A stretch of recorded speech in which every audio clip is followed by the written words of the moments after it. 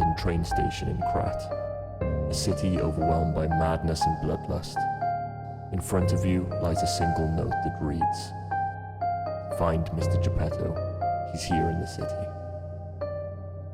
For any of you unfamiliar with the game I'm going to be discussing today, I'm going to be talking about the game Lies of P, a Soulsborne-styled game being released in 2023 around the Tales of Pinocchio. But my real question is all the hype and excitement around this game justified? Let's find out.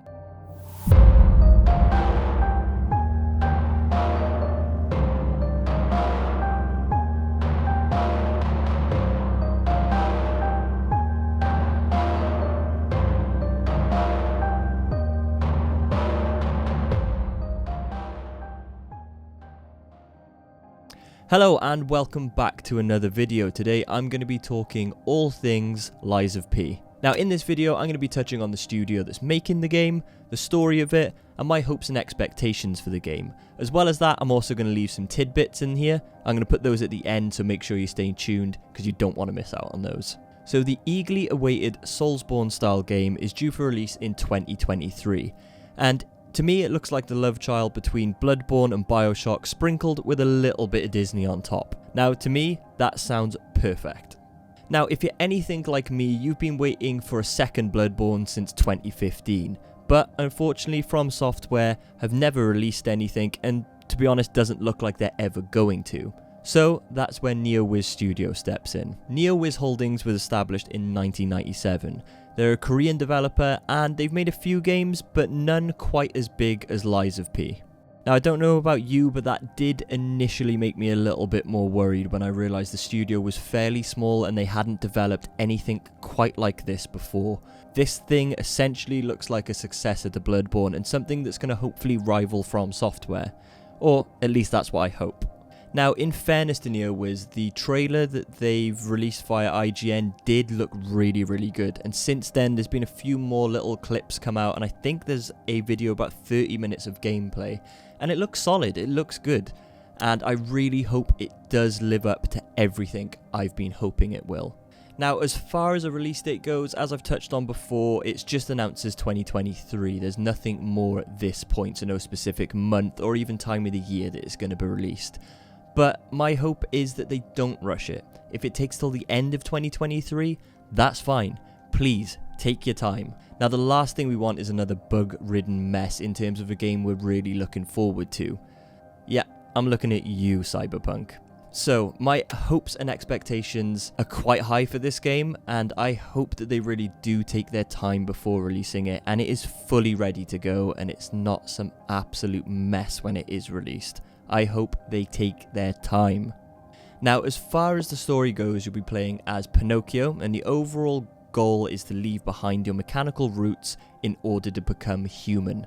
I believe that is through lies, but I could be incorrect. I'm not 100% sure. And in terms of what the dialogue choices are going to be like in the game, that is still very, very vague. Now, it's set in a gothic reimagining of France, and a lot of the areas I've seen from the footage that's been released so far really does strike a really similar resemblance to some of that in the Soulsborne series. So what I'm going to do is I'm going to put up a few of the pictures I've seen from the areas in the game, alongside what I think they look like from some of the Soulsborne games. Now, this isn't me having a complaint or a moan. Believe me, if you're going to copy anybody's homework, From Software is probably one of the best companies to do it from. And if it's really, really similar to that, I don't care. That's fine. I want that. Papi, give me more, please. Now, in terms of the story, it doesn't have to reinvent the wheel. It doesn't have to be something out there, something different, something complicated. It can be super basic and it can just tell a really ordinary story. I don't feel like that's going to be the make or break for this game. For me, the success will live and die in level design as well as playability. If this game plays well and the level design is good, the story kinda doesn't matter so much. It's like when you hear a really, really catchy song. You don't always care about what the lyrics are saying. You just care that the melody's good and the structure is good. Now, that might not be the same for everyone. Some of you may really want a good story alongside it. And believe me, if there's a good story as well, that just brings it even higher up. For me, it's not the be-all and end-all. If I'm being honest, I don't think Bloodborne had a particularly engaging story. Shut the f*** up, you cunt! but the game was so good, the level design was so good, and the overall playability of it was incredible, and that's what made it such a good game. So I hope they kind of follow in those footsteps. Don't worry about the story too much, just make the gameplay good and the level design good. Now, if NeoWiz manages to hit these points of playability and good level design, thrown in with a half-decent story, I feel like this game could be a massive success, and it'll allow them then to go on the future, hopefully grow a lot as a studio, and make more games like this, or maybe even a follow-on. That would be incredible, and that's really what I'm hoping for with this. So anyway, that's enough of me jabbering on at this point. What I'm going to do now is I'm going to pop the trailer on that was released for Lies of P, and we'll kind of break it down as we're watching it. So let's go. Can you hear me? I hope this reaches you. This city is falling apart. Chaos, madness, death. And there might be no going back. But you can change that. It depends on the choice you make. Truth or lie. See, I really like that. That, to me, hopefully means they're going to really emphasize the choices in this game, and hopefully should make quite a big difference to the outcome of the game. I know there's some games that realistically say there's all these dialogue options and multiple different choices, but realistically the game still ends the same way. So I do hope with the choices that they put in and the options you can choose, that it does drastically change how the game plays out, because that gives it way more replayability if there is a new game plus mode, and also means if your friends are playing it, you've got something different to discuss if you both choose different ways. So I really do hope that the different choices drastically impact where the game ends up. It's a big hope.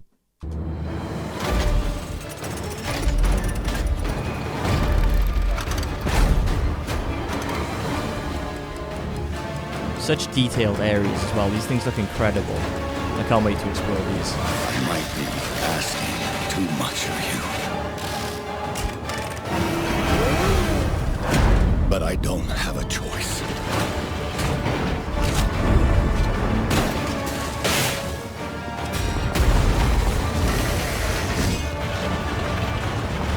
Only you can do this. Please. Another cool point I like with this is the fact there seems to obviously be a jumping mechanic in the game. They don't really have that in Soulsborne style games, except for it was introduced with Shadows Die Twice, and then there was Elden Ring as well. And it just brings a nice variety to the game. You can somewhat change levels a little bit then. It makes you feel a little bit less restricted. So I do like that mechanic, and some of the fire elements and different things you can put on your weapons, as well as the interchangeable, what looks like some type of weapon-typed arm. That's cool as well. I really can't wait to explore that, and hopefully, you know, I imagine you're going to be able to level those up and change them as you go. So I'm really liking what I'm seeing so far. Help me.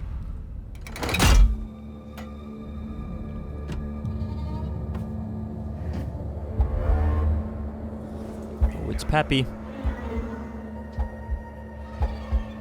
Peppy Pinocchio.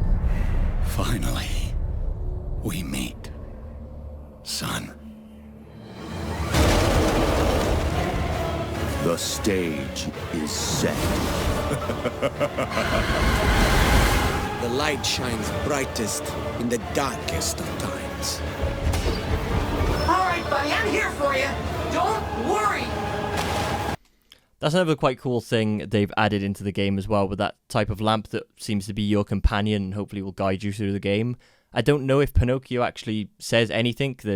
I haven't seen any gameplay or any sort of information on him actually talking, but it would be quite cool if there's some type of back and forth between him and the lamp as you go throughout the story. I don't know if that'll be a case, but, you know, a charismatic second character is always cool.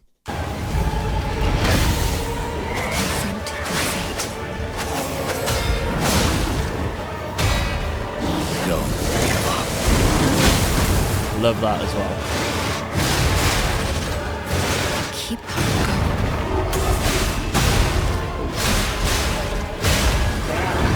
can lean on me if you want.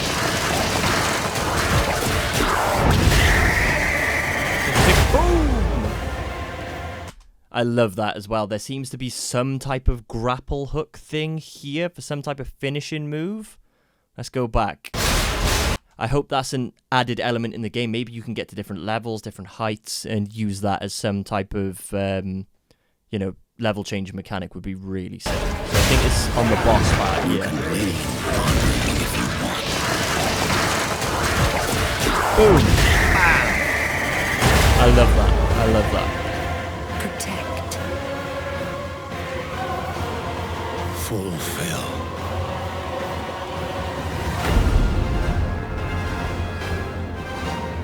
Yes, please. Oh, that's so good. Destiny. Like, that trailer does what a trailer should do. That makes me want to play that game so bad. Everything about it looks good. Not only that, another element I didn't touch on is the amount of enemy variation there are. There's absolutely loads of enemies in that, which obviously means it's going to keep that game fresh for a lot longer. Hopefully, there's different ways of defeating them as well, and it isn't just different shaped and different looking enemies. Hopefully, there are different ways of beating each one, like maybe one is more susceptible to fire, one is more susceptible to lightning, strength attacks, dexterity, things like that. I'm just using Bloodborne terms now and Soulsborne terms. But yeah, give me the willies in the best kind of way. Anyway, let's finish this up.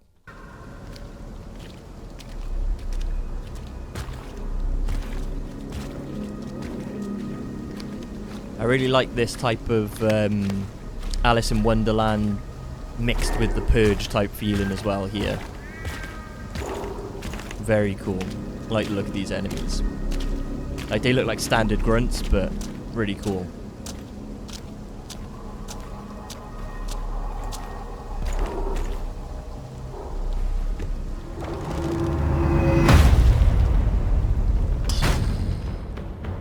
The sound design in this is really good as well in the trailer. Sound design is so important.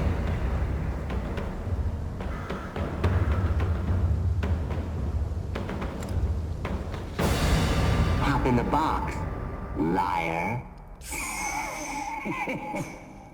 Yes. Yes, please. Yes. Yes, please. Oh, yeah. There's... I've seen that trailer a fair few times, and I still am kind of in shock every time I get to the end of it. I can't wait to get my hands on this game, and I'm praying. I'm not religious, but I am praying to anything that this turns out to be as good as I hope it's going to be. So, something I forgot to run through before we actually started watching the trailer was the expected runtime of this game. So, in an interview with the lead developer, he's advised that runtime is roughly around 30 hours. Now, that's to do the main part of the game and the main quests. If you want to do the side content, side quests, and all the collectibles and things like that that are going to be in the game, he's advised it'll be something closer to 60 hours. So, that's a pretty long game. Realistically, I think nowadays, if I'm getting 15 or 20 hours from a game, that's not too bad. I consider that to be a decent length game. So we're getting triple or double that, depending on if you just do the main story or the side content. So that's pretty good. You're getting quite a lot of bang for your buck in regards to the actual length of this game. Now I've gone through that, there's a few extra points as well that I mentioned in the start of the video. These sections are actually pointed out below the description in the Steam gaming app. So I'm going to go through those and we'll kind of break those down as we go. So the first section they advise is lying quests and multiple endings. Now in regards to this, they say the choices and lies you make throughout the game will have a direct effect on the ending you receive.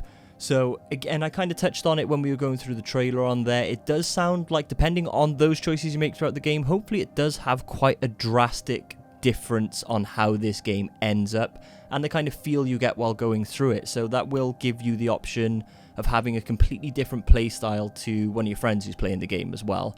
I like that because it also means that if you do play a New Game Plus, which I'm hoping they include, it gives you more playability when you go through it again. So that sounds really good, and that sounds really promising. Point 2 is weapon making systems. Now they say you can combine weapons in a multitude of ways to create something new altogether. research to find out the best combinations and make something truly special. So again, I love the idea of being able to customize weapons and really change things up throughout the game, because that again gives you a completely different feel and playthrough to somebody else who you know who may be playing this game. You may particularly like some type of weapon with an element on it and just try to trek through the game with that because you love it so much. I'm kind of guilty on these games when aesthetically I enjoy something, I kind of keep using it even if it potentially isn't the right weapon. So I love the idea of a weapon making system. Kind of brings up a kind of Fallout 4 type of feel with the changing of the guns and being able to essentially make a pistol into a rifle. I hope you can do something like that, being able to make some type of tiny dagger into some crazy long spear. That's right up my alley. That sounds really, really cool. So yeah. There will be a special skill system. With Pinocchio being a doll, you can change parts of his body to gain new skills and hopefully an edge in battle. But not all of the enhancements are for fighting though. They can also provide several other unique and useful features.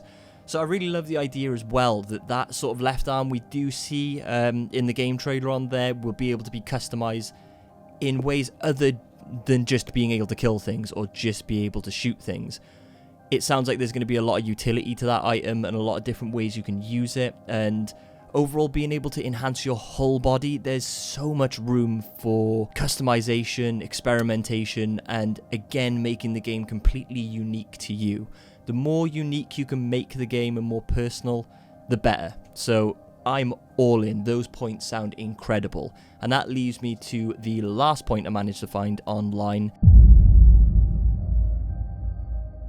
So, the last golden nugget I have in regards to Lies of P, in terms of the release of this, it's going to be let out on Game Pass on day 1.